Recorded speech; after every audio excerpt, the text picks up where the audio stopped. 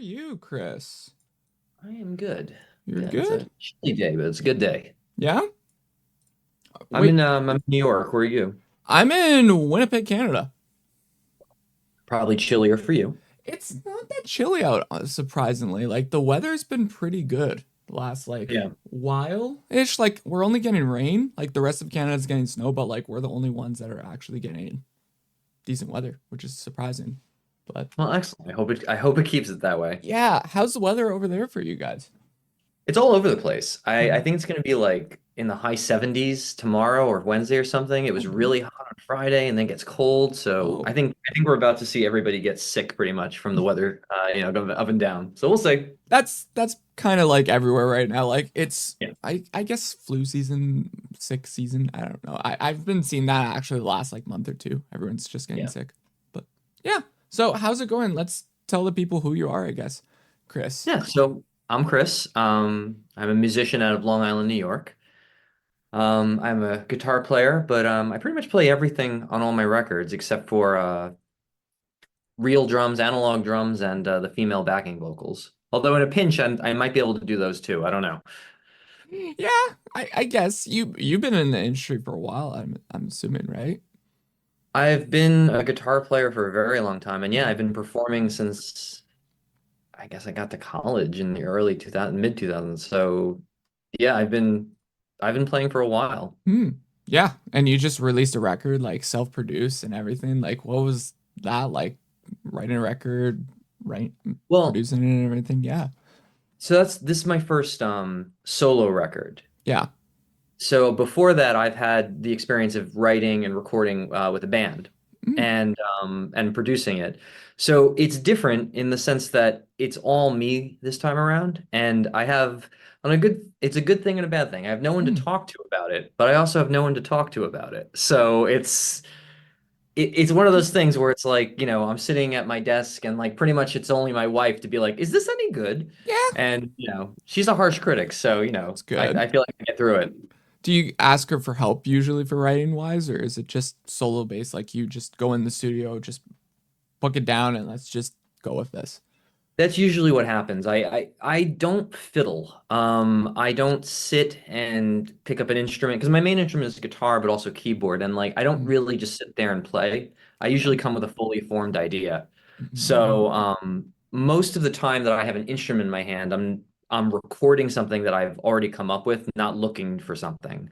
Oh, okay. Does it make it harder for that? For I it's think just so. yeah. It makes it harder for two things. It makes it harder to collaborate with people, Mhm. because I can be quite stubborn sometimes about my ideas because I've already kind of just come to the session or whatever with an idea. Right. The other thing that makes it kind of difficult is I find that sometimes I'm not flexible with my own ideas. So, I mean, sometimes things don't work, and I spend more time trying to make the square peg fit than Mhm. I think if I had someone to just tap me on the shoulder and say, "Stop doing that." Yeah. So you would say you would have OCD then for like all the stuff and everything, right? I mean, I'm not gonna lie. After any time I record guitar, all the knobs go back to the zero position. So I make sure everything is always the same all the time. Yeah. How is like with this being your first self-produced record, your first time Mhm. doing it? What's the message behind it that you want to tell everyone about it? Well, the album came about. I write in phases, Hmm. and what usually happens is a period of time in my life because I'm just constantly writing. Usually has some kind of theme or Hmm. concept that is in my head or just kind of like around me. Yeah. So the majority of this record was written during the earlier part of the pandemic. And Hmm. it wasn't so much about, whatever was going on outside, but it's a little bit more of just because kind of introspective, not really knowing what's going on, knowing something's kind of wrong in your life, but trying to identify it. And that's what the record's about, is the way I like to think of it is imagine you're just walking down a hallway and you walk into the hallway thinking something's wrong Hmm. and there are paintings, and every time you look at a painting it pulls you in some other direction to say that's what's wrong, that's Hmm. what's wrong. you get to the end of it, you realize you haven't answered the question, but you've been pulled in all these directions, and you realize that that's actually the point, that you're open to the different directions and that there are little pieces of the same problem, but not one thing that answers your problem. Hmm. That's a good little idea behind it. I've not heard an analogy or something like that before from someone for like a record. That's cool. It's, How'd I mean, yeah. I like it, How, but the only problem is that there's no catharsis on the album either. It's just it's a journey. There's no yeah. like I've solved the problem. It's just like I've gotten to the end of realizing I actually have to think about this. Nice. Yeah, yeah, yeah. I can see that. Listen to it. Yeah, I get that. Mhm. How's it going to, well, of course, this is self-produced and everything and self-release and everything. What about labels and everything? What do you think about them? Do you think like more artists should just be like yourself, make self-produced stuff, self-release and everything, or should they go talk to a label about like, hey, let's release this project or not go about that? Well, I think that it depends on why you want to do that. You know, Yeah. from a creative standpoint, if you want to be, I don't say left alone, but left alone in a lot of ways, doing everything yourself is helpful because no one will bother you if you do everything yourself. Working with a label is a business relationship. So if there's a play for two different parties to get involved to help achieve some other goal, I'm very in favor of that. So I think that the days of like, you need this are kind of over. And I think that it makes it harder because there's no one path, but it makes it easier in the sense that you do have a lot of freedom to do what you think is best for you. So working with a label, being independent, it works both ways now. You know what I mean? Yeah. It can work in every way. Have you been on a label before with, I guess, previous bands or work and everything, or no? Just like actual distribution, we've always Okay. owned our own labels. Okay. So it's been, yeah, the same old kind of It's like a self-release and half in, everything. half out kind of thing. Okay. How has that worked for you so far? Like lately, has it been good? You seen like a good reason to Yeah, I just do that? mean, Yeah. so far so good. I mean, we're talking, so that's Yeah. a good thing, That's a right? good thing, right? You're getting your name out there, getting your music heard and everything. So that's a good thing, Yeah. right? Yeah. How did the process creating the record go about? Like when was the first day of like, hey, let's start this record? So I have a studio in my home. That's where I'm coming Yeah. to you now. I can see that. Yeah, lots of toys, but I have the ability to record on a level of just, I come down in my fuzzy slippers and I've got everything I need, and I have a complete hybrid setup. So I have a behind the wall is like an isolation chamber for guitars and things like that, and um, so I have the ability to just make a record here, minus drums, or like I said, usually like a large group of people. Mhm. So I think in about 2022, I record demos all the time, and I started to like the demos I was recording to the point where I felt like the demos were actually more finished than they actually were. Hmm. And I was kind of like, this sounds like music. And like a third of the music I write is instrumental. Okay. So it started with a lot of instrumental pieces. And then I think at that time I also kind of realized that there was like this concept of all this music I had written, and I organized it into this is an album, and I just kind of gave myself a year to finish it. Hmm. Um, and that's what I did. And I'm actually just about to finish my second one, and I'm about to start on my third one because I'm so far ahead of releasing that like it's nice. It's just I'm constantly thinking about it, you know? Hmm. How, did it take a while for you to like a plan to go about it or execute it, or were you like, no, we're getting right through it, or yeah, Recording. yeah, for recording and the process of it. It depends on the song. Okay. Some of them I'm done in an afternoon if I'm just like, it's this, it's that, it's that. And then some of them I revisit, I'm like, this bass line is wrong. And I'll just redo it again a year later. So that's like the blessing and the curse of having the ability to just record in your home Yeah. is that it's never done. It's just when I stop opening the files, you know? Do you like going into actual studios or recording like sessions with other artists at all, or is it just like rather be doing this on your own at home? It depends. I use a studio in in Westchester, New York to do all the mixing, and that's where I do I bring the backing singers and stuff, and I love it up Mhm. there. And Mhm. the person I work with, Danielle, who mixes the records and helps record some of that stuff, like she's great. She's an old friend of mine, so that's a really pleasant experience and very satisfying. I do like to just be left alone in the comfort of my own home if I want to wear like, like I said, my fuzzy slippers and Yeah. just be because a lot of times in studio sessions, it's time based. So Yeah. it's like you have a day or you have a week or you have a month, whatever. But there's a certain, like you're not just in their home. So like they go home afterwards. I've always found that I can't control when the idea is going to come that I'm like, I really want to Mhm. spend time on this. And, if it happens at 4:55 and the session's over at 5, that sucks. Yeah. It's like a So, time crunch. That's what I've talked to many art. Actually, I did like I'm a photographer as well too, and I was with a band for like a studio session for like only a weekend and everything. But it's like you got to time crunch this many songs in this many sessions. It's just like you don't have that much time to work mhm. out like all the kinks and everything and stuff that you want to create and everything, I guess. Also, there's a difference, and this is more of a production thing, I think, but there's a difference in my mind between executing and what I like to call studio magic. Mistakes, problems, things that come up that lead you in another direction. Like, especially when I've gone to other studios to make records and you have that time crunch, you come prepared. You come to do the thing. So like Mm-hmm. as a guitar player, I never really show up and say, what's the guitar solo going to be? I come prepared to play the solo I worked out. Mm-hmm. In the setting I have an unlimited amount of time, I can fool around as long as I want.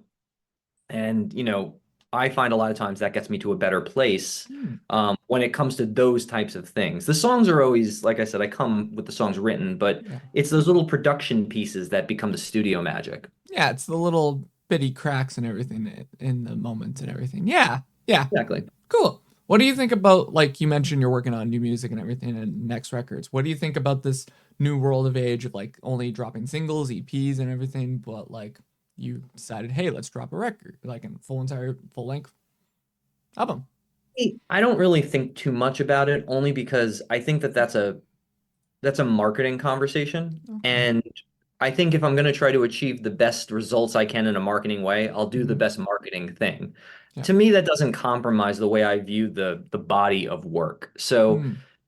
I mean, if you were to say like, oh, you want to waterfall something and you have 10 songs on an album, you want like 6 singles out first. Personally, I don't care. I do think in my head that they belong on an album together, but we're going to get there eventually anyway, so I don't know. And I think I would feel differently if I like to tell people to listen to the music on an album level. Yeah. I think that my music anyway works on a song basis too. If I Hmm. didn't feel that way, I think I would feel differently. That I'm like, look, listen to this entire album straight through because that's the only way you should experience it.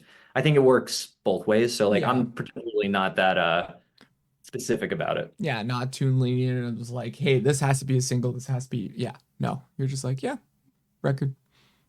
But I mean, there are examples though. I mean, Hmm. of amazing albums that they Hmm. have great songs on them, but you should, in my opinion, you should listen to it as an album. And Yeah. I do think that maybe in today's world, some of those albums would have gotten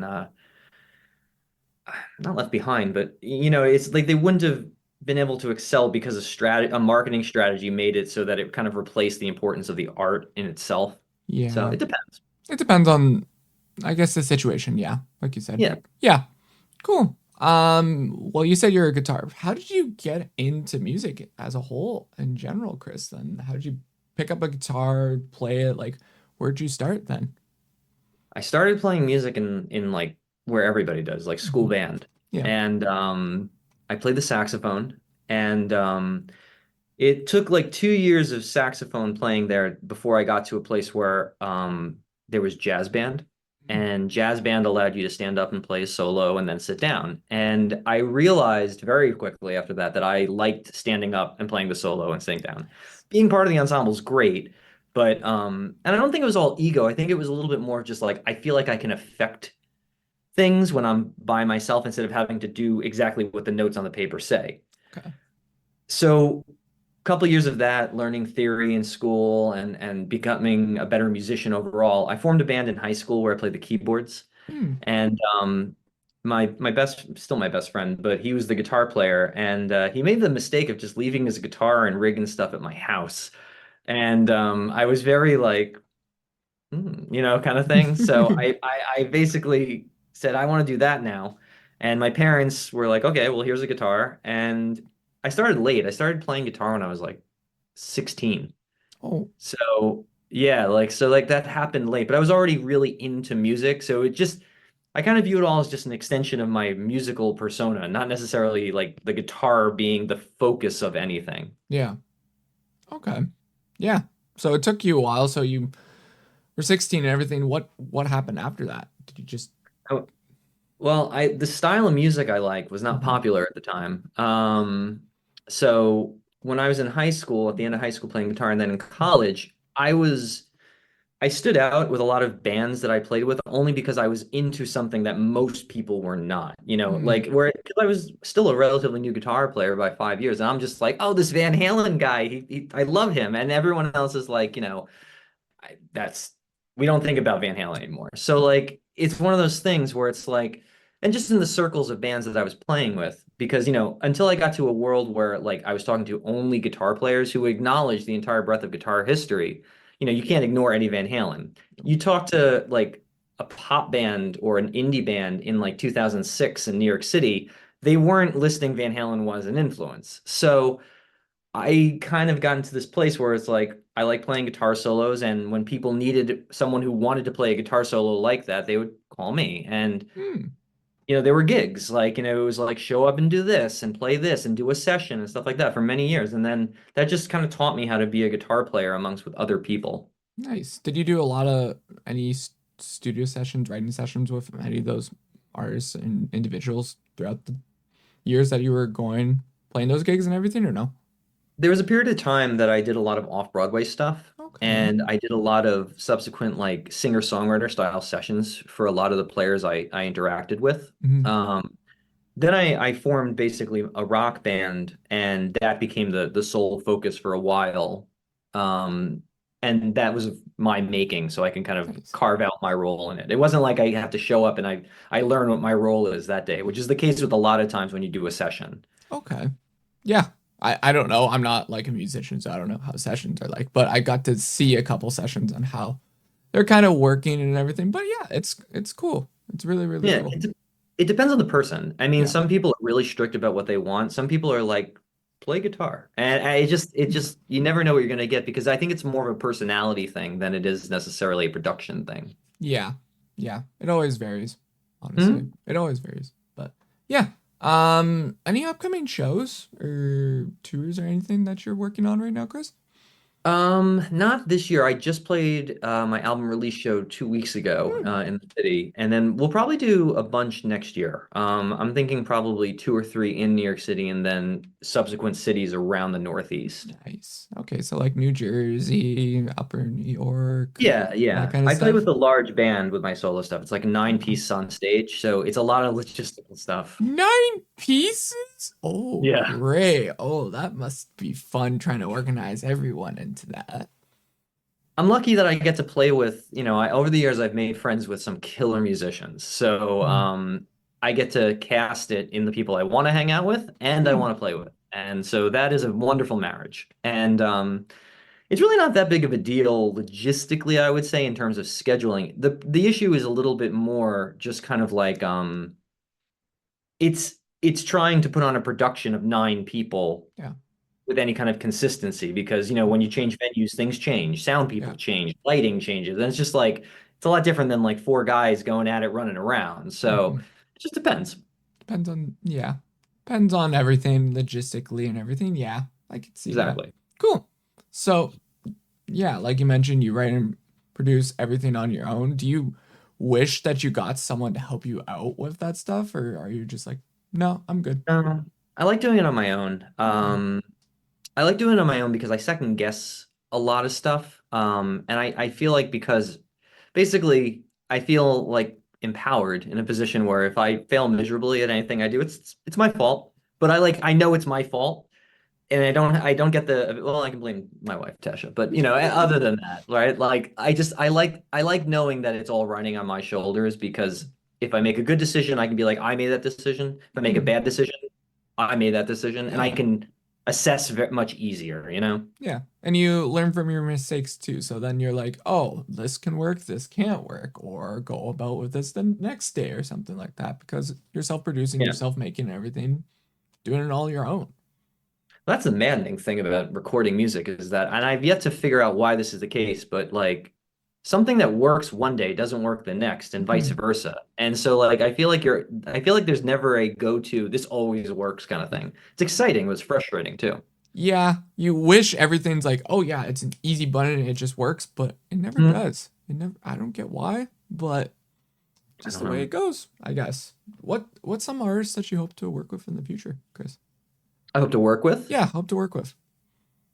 I would love to work with like as far as musical artists go, Hmm. players in different disciplines. Hmm. String players, I have a lot of musical heroes, but I don't know if I necessarily want to work with the musical heroes because I want to create something new or I just want to stand there in awe of them for a while. In terms of just kind of creating something new, I would love to find players who are just looking to do something out of the box that I would have never thought of, and there's plenty of it. It's just that's what I kind of look for in working with someone else. Uh, From a live standpoint, what I try to do is, and you'll have to come to the next show, of course, but yeah. I try to integrate different types of performances, multimedia and stuff like that into the performance. Hmm. So I like the sense of not just being a concert, but being more of let's say experience, but an experience based around a concert. So like at the last show, we had two aerial dancers. We had a pillow fight Hmm. happen in the middle of the venue that mimicked like a music video I have. Just Okay. stuff that's a little bit more kind of like, what's going on? And but you Hmm. can enjoy the soundtrack to it. That's kind of the way I like to view the live stuff. Interesting. I've Mhm. not seen about something like that, but well, I've seen like there's more artists getting into the more experience wise for concerts now. Like you look at Yeah. the high production level of these big time artists, and then they're like, oh, this is experience, not a concert. And then yeah, there's a bunch of more rock, even some pop artists that are starting to get into like, hey, this is an experience, not a concert. Like you have all these big production level kind of instances and everything. So I guess you're more into that safer concert than an actual traditional concert. You say, Chris? I think it goes both ways, but yeah, I mean, I really, especially in my home base in New York City, like I really like the idea of building something that's a little bit more of an event. Yeah. I've always loved going to a show that was a show Hmm. as opposed to a concert. Okay. And I mean, don't get me wrong, I could close my eyes and listen to certain things all day long, but if I'm going to open my eyes, I want to see something in Yeah. addition to to hearing it. So I've really enjoyed artists who kind of add another layer to the performance of it because, if you go and there's nothing wrong with this, but if you try to recreate a record or something like that, that is in fact part of the performance. Hmm. I think if you can do things that like, you can't convey on a record, like a visual medium or a smell or a touch or a taste or I don't know, whatever. Like Yeah. I think that that's a fun kind of dimension to it. It's like it's going to see a movie and like those places that'll feed you things that are on the screen and stuff like that. It just adds another dimension to it that you're Yeah. like, I never experienced this before. Yeah, Disney had when I was like growing up and everything, Disney had 4D where you could actually get in a chair, you could smell it, you could kind of Hmm. taste it and move it around. We're starting to get to that level. I think they just scientists did like a study of like, hey, we could actually travel smell across like the room and everything. So like Right. that could happen, I think, soon with even music somehow. I don't know how. When I was little, we went to Universal Studios with my parents. And there was a ride called Kongfrontation, with, like King Kong. Hmm. And like the thing was that his breath smelled like bananas. Like there's a point where he like rocks the ride and you could see his mouth open. Yeah. And for some reason, that has stayed with me in terms of being like, what an interesting layer of something. I'm like 5 at the time, but like I'm Yeah. just like, what an interesting layer of something. So stuff like that's always stuck with me where it's like, especially with a lot of the instrumental stuff I like to write, it's, I think it's on the more laid back side. Hmm. I mean, just like a scented candle trying to make you relax, I can't see how that's a bad thing to pair a scent that feels more like relaxation with a sonic experience like that. Oh So, yeah. yeah. That's cool. That'll be yeah. Yeah. Yeah. Yeah. Okay. Yeah. What would be your favorite show and then your favorite concert then? That you ever been to? Um, I would say the best concert I've ever been to is probably David Gilmour at Radio City. Hmm. That Okay. was I pray at the Church of Gilmour. So, that was a big one. But it was just a really good it was just a really good show because like it satisfied everything. Like this was the On an Island tour, so he played what was new material at the time, and he Okay. played Floyd material at the time, and he played, and it was a really good confluence of everything. Mhm. Um, Honestly, I think the best show I would call it, if not for just the musicality, is Yeah. Rammstein. I mean, Ooh. you go to a Rammstein, I mean, I with the Yeah. pyro, I got like a tan. I mean, but I mean, like you go and it's just I like the music a lot, but the visuals on top of that are something I've never seen in my life before. And the mixture of that industrial pounding music with the kind of the fire and the fireworks and all that, it works so well. And it's Mhm. just one of those things where it's just like I don't know if I could have had the same amount of fun with just one of those things. No. Yeah. Yeah, I agree. Like anytime which festival? There was a festival I went to and literally the headliner, they go all out for like probably the headliner of the night or something. They bring out fireworks, they bring out all the pyro. Honestly, Sure. that kind of experience always gets me. It's like, dang, they do this crazy budget for this big of an artist. It's like, wow, crazy. Oh yeah. It's cool. We're to the point where if you can dream it, you can do it. So, I mean, I don't know, maybe first band in space. We'll see.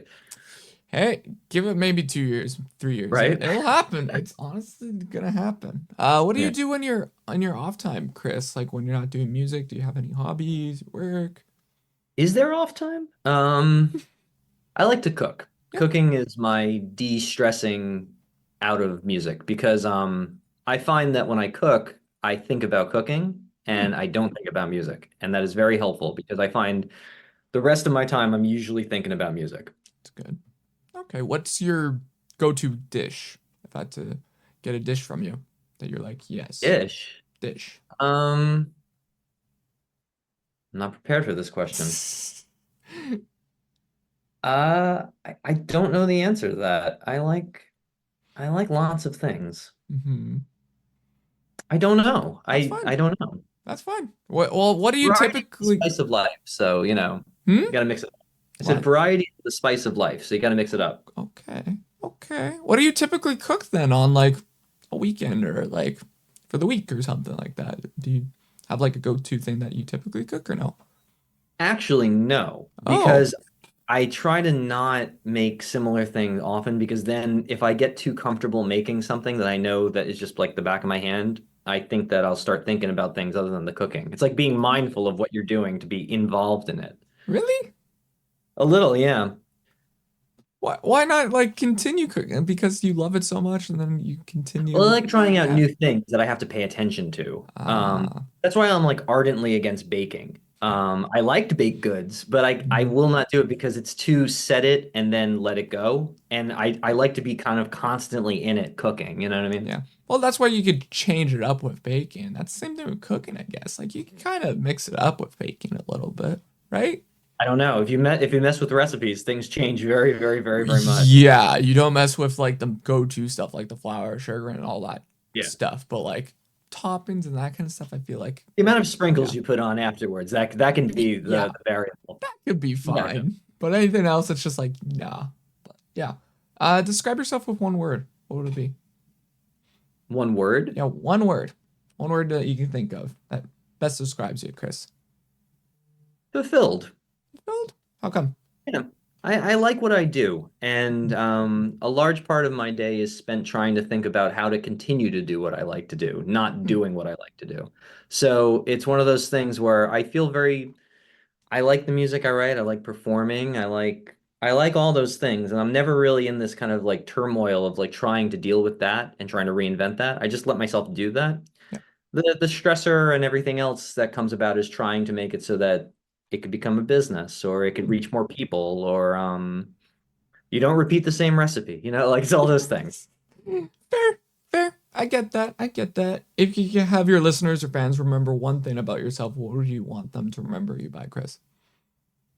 Feeling. I think that music is not about my I think that music is not about the person who writes it. I think it's about the person who listens. And I think that the best music allows people to put themselves into it to learn about themselves. And not from just a like an educational standpoint or anything like that, just from an emotional standpoint. Like you come to Mhm. music with the person you are, you hear it, and depending on the day you had, the person you are that day, any kind of external stimuli of any kind, it changes how you interpret the music and how it gets inside of you. So I Mm. like to think of music very much as a mirror. So if I can Mm. help put mirrors out there, that's great. I write the music for myself, and that's where it kind of like leads me. So I Hmm. feel very strongly about that. Cool. Cool. If you could talk to yourself from a year from now, what would you like to tell yourself, Chris? Stock picks. Stock picks. If I was talking to in a year from now, no. Yeah. Um, I don't know. I don't know. I would just want to make sure that I'm still finding finding what's coming out of me to be fulfilling so I can continue to do it. It's kind of like a check-in. That's good. Cool. Shout yourself out. Tell the people what you got going on, your new record, anything else that you want them Yeah. to know. Well, I just released my first record, Sometimes Other Times, came out earlier a month ago, actually a month ago today. And we'll be releasing more singles and videos. And that's a very important part of like what I'm doing, the visual medium. And I like creating music videos around the songs. Hmm. So there'll be more of those. And then next year there'll be more new music. So for this foreseeable future, I just think it's going to be a lot coming out. Nice. There's going to be a lot more Chris that you're going to see. Yeah, I hope so. Yeah. Cool. Hello, No. Mike. Hey, how's it going? Great. Good. Good. Just fine. That's fun. That's good. It's so weird with these like sometimes they work, sometimes they don't. It's honestly so weird sometimes. But dude, how have you been? I have been well. I'm out in California. Um, and where are you? I'm in Winnipeg, Canada. Wow. Yeah. Cool. So a little different. Yeah, a little different. Yeah, I'm out in California, and it's a interesting time here in America, to say the least. And I've just been trying to like keep my head straight and engage in my community and let be creative and make music and focus on the people whose lives I can have a positive influence on and not worry about too much else. Yeah. It's been that way for a few months because I've kind of had a feeling of what was happening coming our way. Yeah. Yeah. I guess in your community, are you guys involved with, I guess, political stuff, I guess, or are you just like not trying to think Uh, about that stuff right now? you know, uh, not in a, I'm like an action speaks louder than words kind of guy. Hmm. So like with the artists that I work with, here in the Bay Area and like with the Cardboard People band, we're like so obviously like we get booked to play at like SF Pride and Oakland Pride, and I'm not sure exactly what it is, something about Yunaka, my singer, and something about the music and the way that it looks and feels. I think we just look like we are the open-minded, you know, like liberal leaning um, type of thing. And then I've just, for whatever reason, a lot of LGBTQ artists reach out to me to do records, to make Hmm. songs. Not all of them, but just some or enough that I seem to have a reputation for being like a safe, because I don't care about anybody's anything. Yeah. I'm here for the music, um, so I don't have any I don't even think about it. I think it's interesting when people are different, um, in any way different, whether they prefer like people who like wear all black or whatever they do that's different from conforming. Um, so yeah, we don't like I don't do a ton of like going online and ranting and raving Yeah. about politics because I feel like there's enough there's so much of it. It's just more, more. So we definitely like speak up, but it's not the platform. It's part of it's a piece of the platform. It's just a little speck of the whole entire like Yeah, platform and everything that you see online. Like there's so much out there that's just like, no, don't need to worry about this right now. Let's just do our own thing, kind of. Yeah. Yeah. yeah, yeah. Yeah. I feel like that's fair. I mean, and we're not. it, yeah. I mean, I don't want to ramble, but I have some issues sometimes when like, and we're not celebrities in the same way, Mhm. of course, as Lady Gaga or whoever, but like sometimes like celebrities and all that getting in politics, it's sometimes it seems disingenuous to me. Like I believe that they're saying the right thing, and I think they should speak up. And it's not that. It's just like I'll personally feel like like I noticed Lady Gaga was like just for like 2 years has been promoting this Joker movie, which is like super dark and violent, and it's all about chaos and her being a horrible villain, and then she goes and is trying to be very like peace and love with the Democratic campaign, and I'm all for it, but it also feels like, you know, can you isn't she is she can she have that cake and eat it too? Can she be like promoting a really dark violent movie for years with pictures and videos, and then like saying everybody be kind to one another? Like it doesn't always connect for me. Like I'm just like, well, okay, what did like great for her to have that opportunity to be an actor and a singer and be in a movie with Joaquin Phoenix. That's great, Yeah. you know. But it's still it feels like a little bit of a mixed message, and I'm just like, the movie. I don't know. Let me put it this way. I don't know what I'm saying because it's confusing as hell to try to intercept all these messages and make heads or tails of it when you're just like, I'm just trying to be a good person on a day Yeah. by day basis, you Yeah. know. So I mean, we could talk about this for hours, but that's maybe not let's talk about. But it's just a weird time. There's a lot of information. We're all online now, and that's Yeah. that. Yeah. You're seeing rivers of information coming at you, and it's I pretty much don't think you should believe almost anything you read at this point. I mean, be very careful with what you believe because you know there's so much fake stuff. You can like and anyways, yeah. Yeah, good advice. We like it. You're good, Jim. You're good.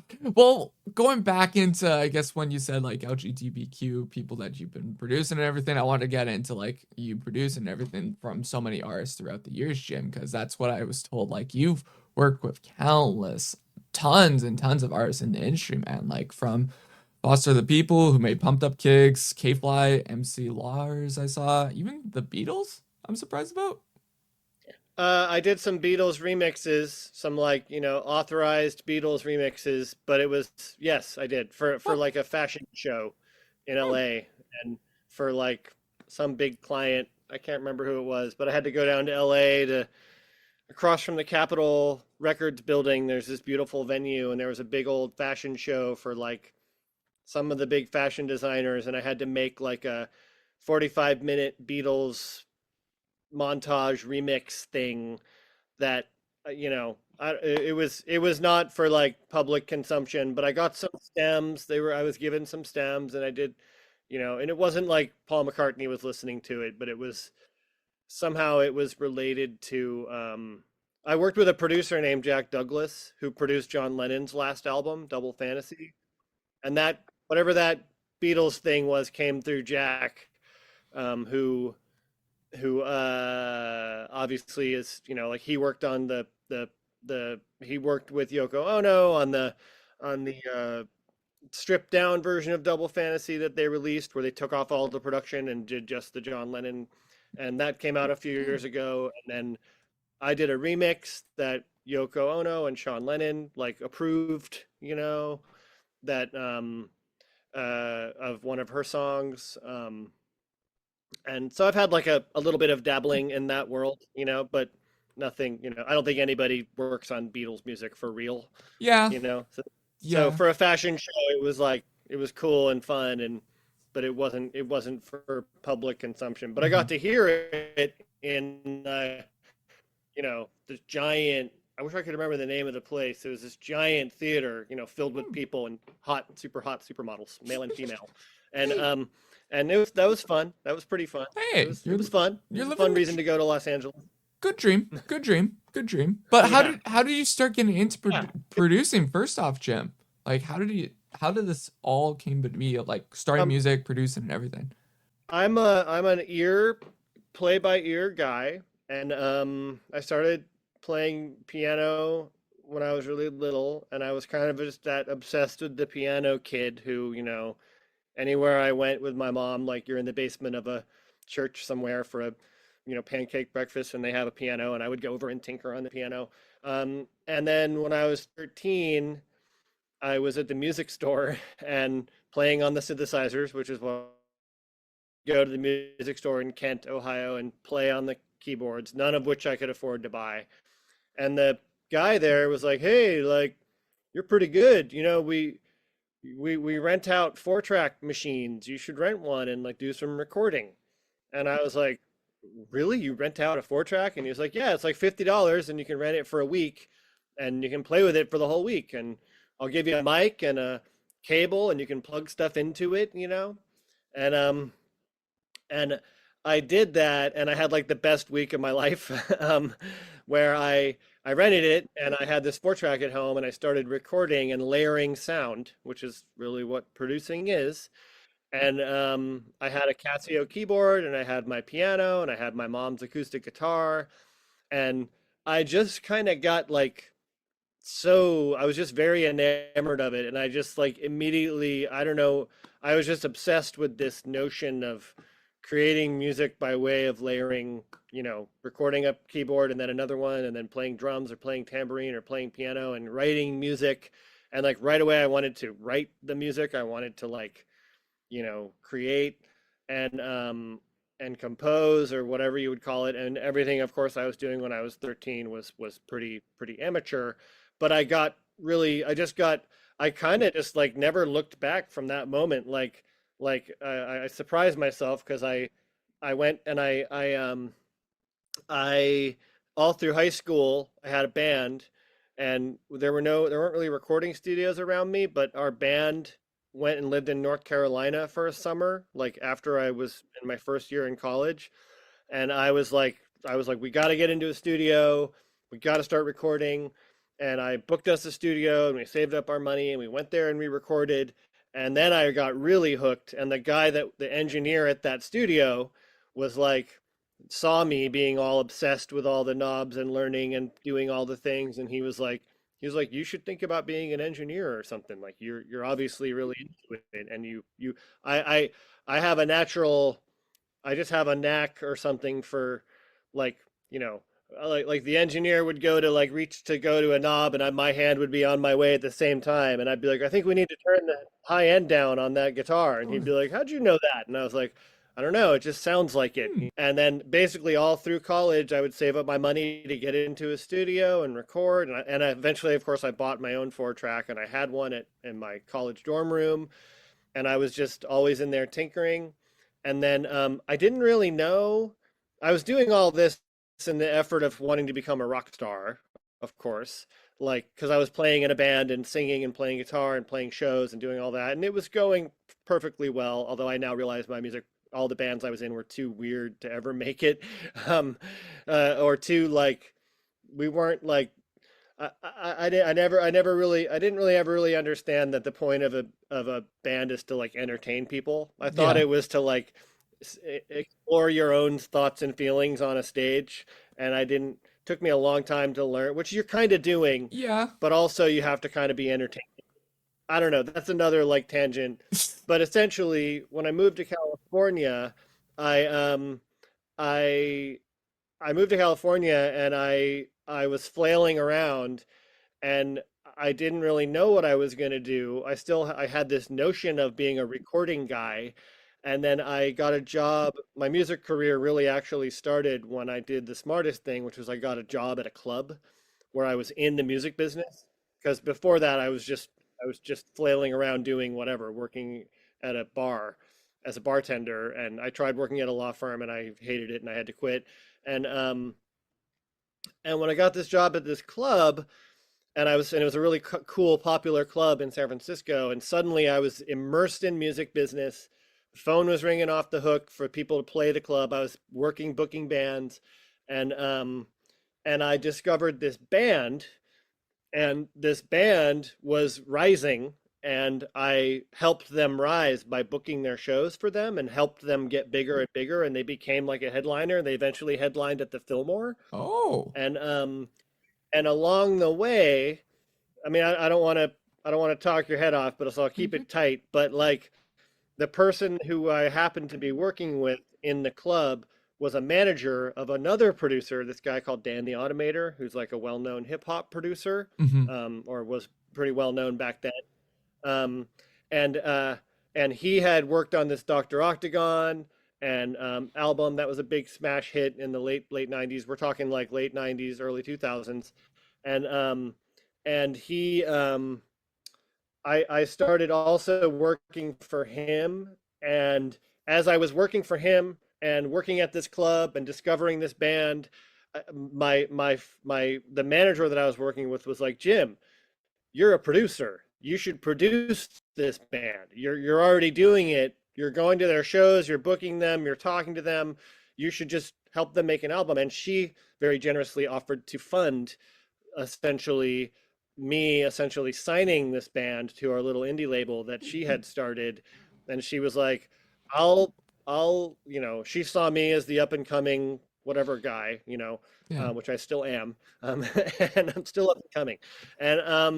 And she just basically said, I see your ambition, your drive, you want to do this, you should produce it. I'll pay for it. Just make it happen. And so then I I'm a Virgo, and I embarked upon this very meticulous Virgo method of producing Mhm. this band, which is where I went to 3 rehearsals a week, and we took their 40 songs and we practiced them, and we winnowed it down to like 12 songs. And I called around and I went to like 15 recording studios until I found one that I liked the sound of, and I liked the engineers, and I liked the sound of. And then I took them into the studio and I made the record, and they headlined the Fillmore, and the record got great reviews. And so I kind of just like willed myself into the role of being a producer, where all of my experience up until then had been just booking studios and getting in there and recording and Mhm. learning how it works.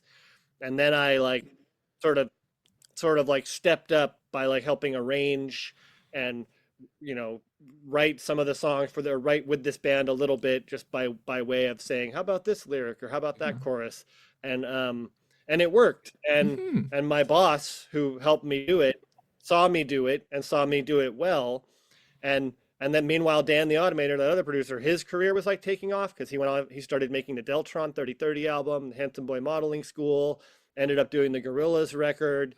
And so I kind of was in this clan with these people and myself, you know what I'm saying? Yeah. And so I kind of just willed my way into the notion. And after that, I was like, well, I'm a producer now, even though not, I didn't go to school for it. And you don't Yeah. get a, it's like, you don't get a certificate. There's no record producer school. You can learn how to engineer Yeah. in school or play instruments, but there's no producer school.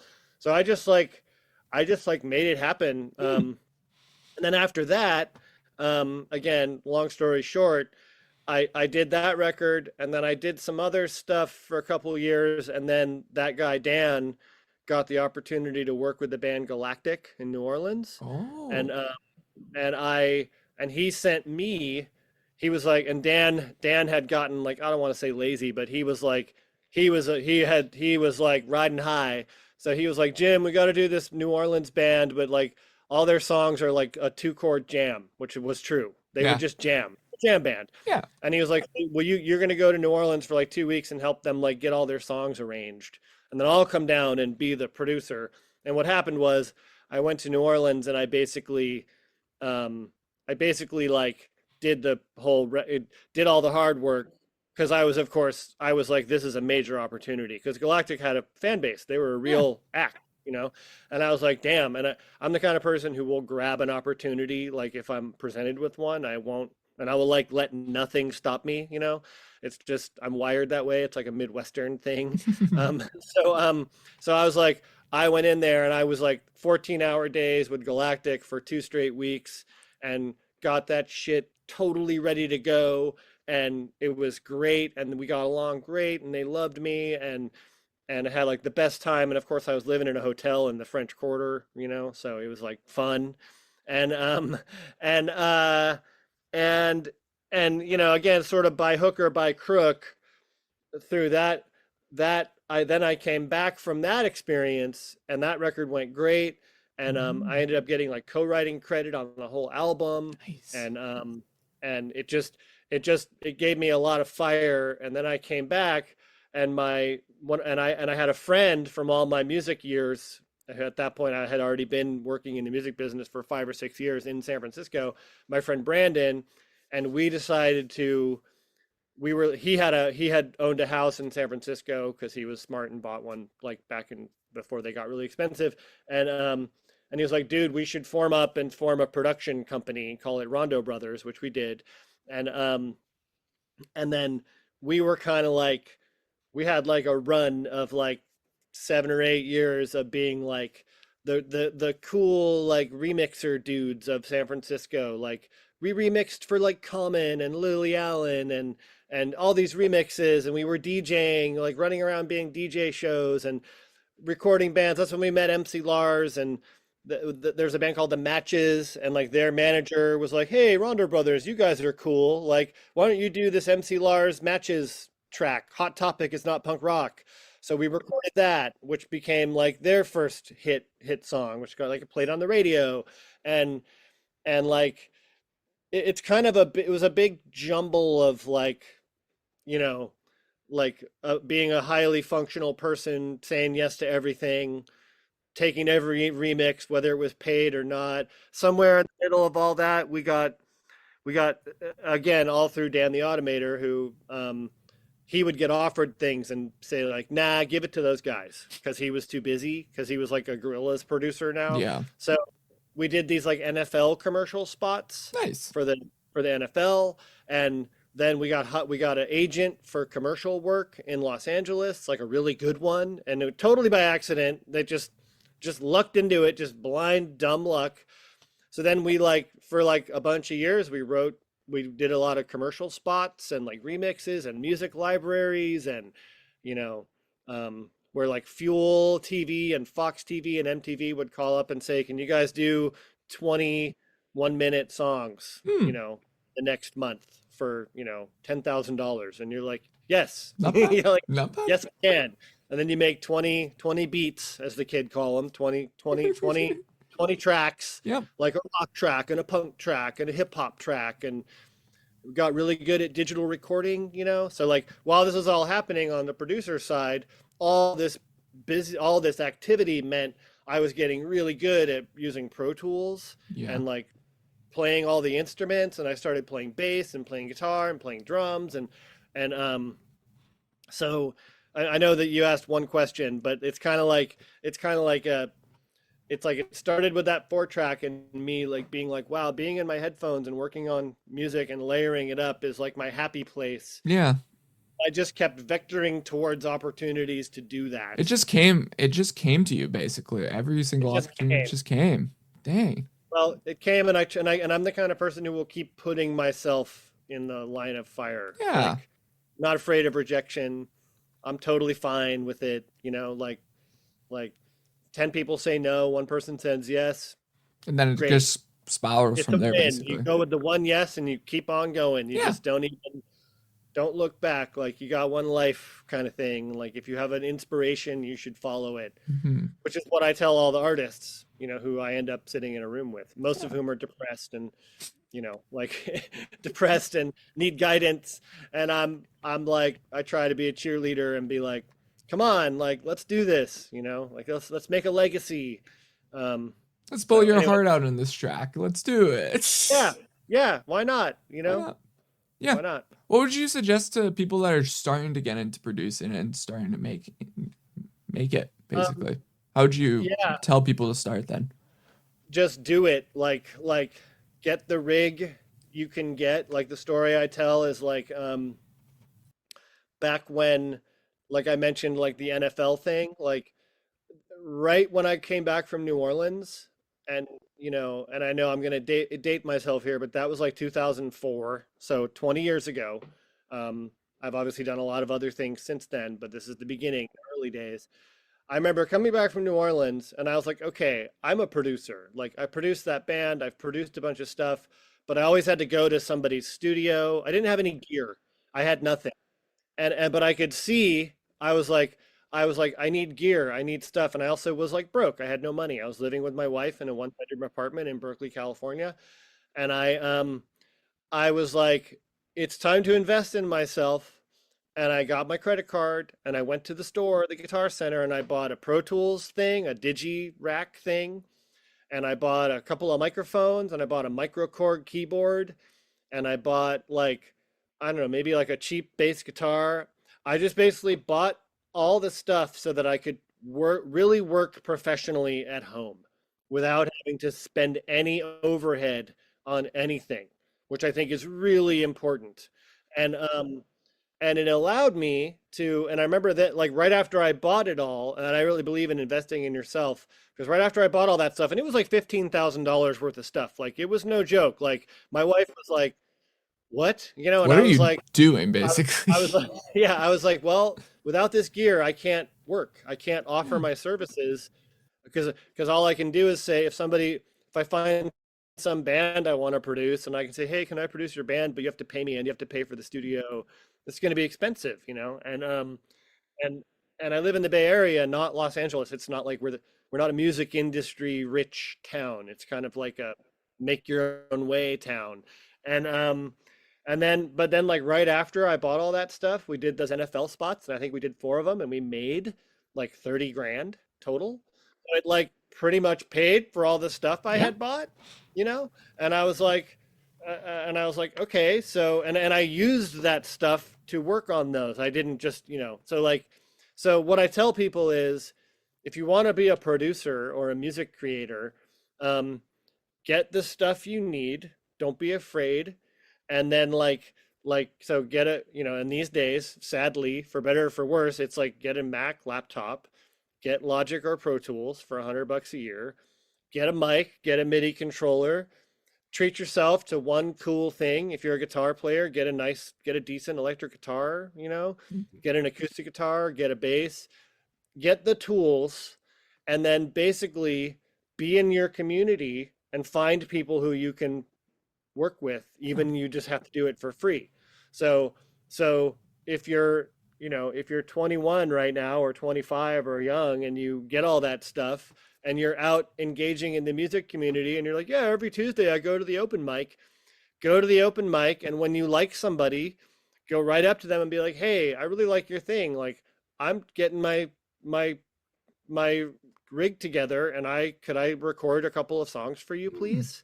And then and just do it for nothing, you know, and offer to do it and practice on them and do it and practice recording acoustic guitar with two microphones and practice doing vocal comping and practice doing, you know, doing making little drum beats and you know, writing little string parts or whatever that artist says they want. When they say, oh, I think it'd be really cool if there was a harmonica, be like, okay, let's find a harmonica, let's figure it out, right? And just do it, and then just keep doing it and keep reaching out to people. And I really believe that, like, you know, which is essentially a version of what I was doing.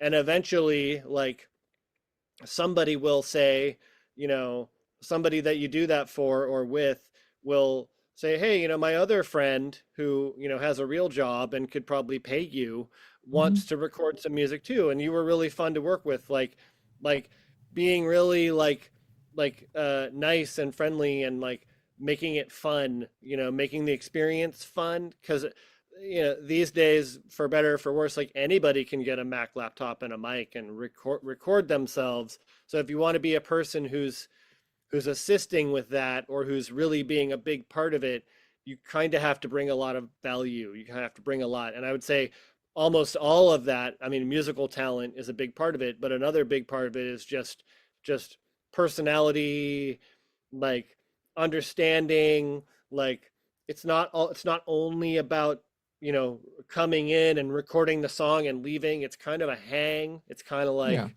you know, if it shouldn't be rushed. It should feel like an organic experience. You should have the opportunity to take a walk, like get a coffee and like sit and like listen to the song. You know, when somebody comes in and I'll say, I'll say, well, what do you got? Let's hear your songs, and they got to play the songs at Yeah. some point. And then, yeah, I think just like getting the tools, and then being really engaged with the people around you, and finding people you can practice on and work with, and just doing that relentlessly for maybe years, Yeah. until it you know until it grows into something a little bigger than just yourself. And I really believe it's a necessary thing. Like, I think guys like me, I mean, 99% of the artists I work with couldn't do it alone. No. Like, they wouldn't. I mean, I guess they could, but it's like no fun to do this stuff alone. Yeah. It's really no fun. It's It so never much fun is. to do. Yeah, it's so much more fun with other people. Mhm. And I think that's like, being that other person. I don't know. I just think that's really important. True.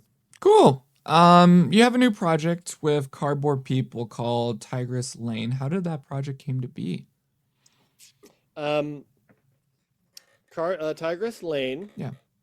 it's the second Cardboard People album, and we started the band during the pandemic, Yunaka and myself, and I originally started it like all throughout this crazy career. Mhm. I've seen and done lots of like side projects where, I even when we started Cardboard People, I thought it might just be like a film and TV thing, Yeah.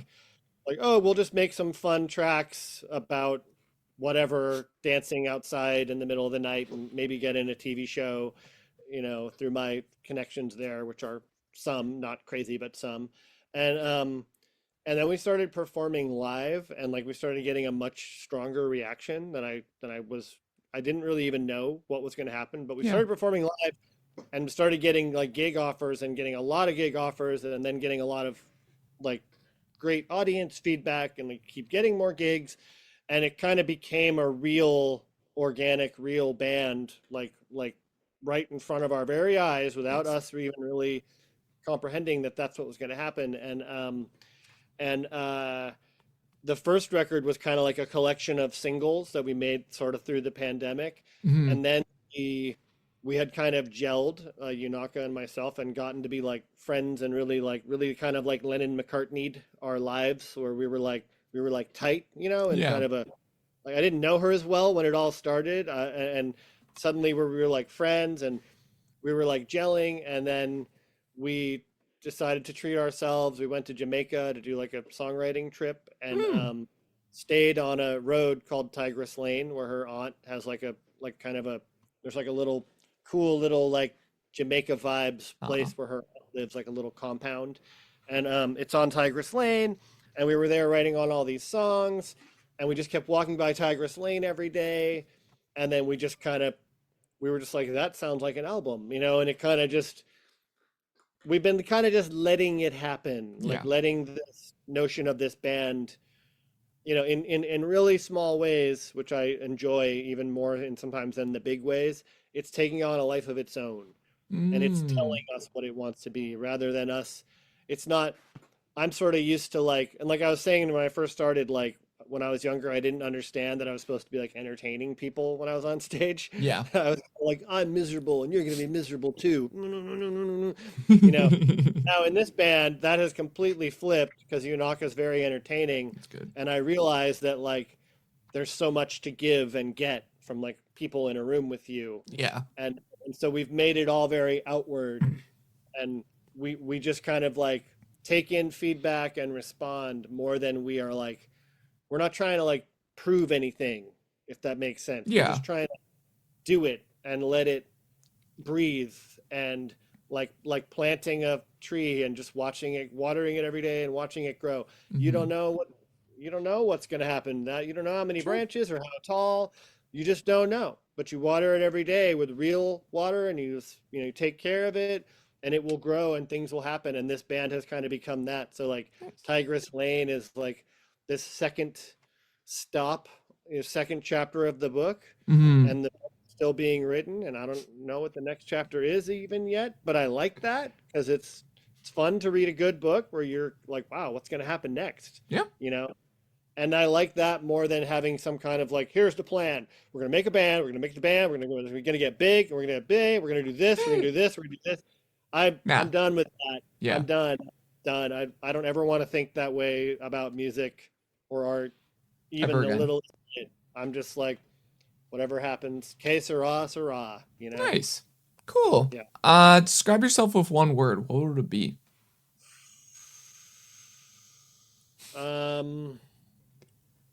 Myself with one word would be Mhm. I don't know, the word that drops into my mind. Yeah. I hope this doesn't sound narcissistic. Is magnanimous. Oh, that's new. Okay. How come magnet? I can't say that word. How come that word? There you go. Magnanimous. Yeah. Because I think magnanimous means someone who, like, if a magnanimous person shows up at your party, they're like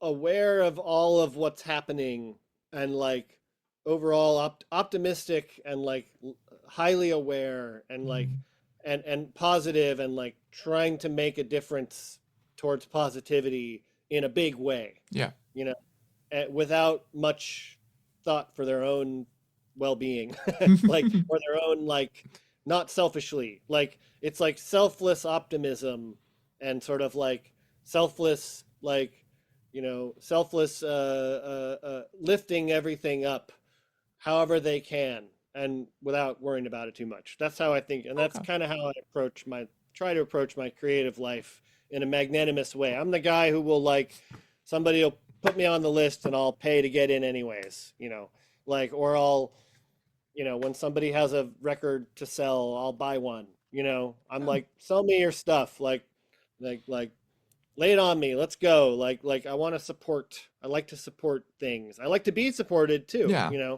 but I like to. I just find it. I like to pay things forward. I'm with So you. that would be my one word. Okay. Magnet. There you Cool. go. We're just running out of time, so all I Okay, could we're running out of time. That's that's fine. fine, but all I could say is shout out what you got going on right now, Jim. Tell the people like you got new music coming out, or if you want to shout out your project or any upcoming new Yeah, projects. sure. Yeah. Is this an audio podcast or a It- video podcast? There's audio. I'm probably gonna just do audio for this one, but yeah. Will it be released at some point? Yeah, in the Like, next week or so. great, cool. Yeah. Uh, uh, so Cardboard People is my band, San Francisco, like upbeat, fun, indie, electronic pop music, like, for your party and your all that, and it's available on vinyl. Um, that's probably my number one thing most going on right now that I can think of. I'm working with a wonderful. I've several things that have come out recently. I One of my favorite artists is Ellie Stokes, who has a band called Please Don't Eat Me, and I just produced a bunch of music for Please Don't Eat Me, which has been coming out in singles over the last few months. She's like 22, San Francisco native, really Nice. cool, interesting, kind of avant-garde pop, Hmm.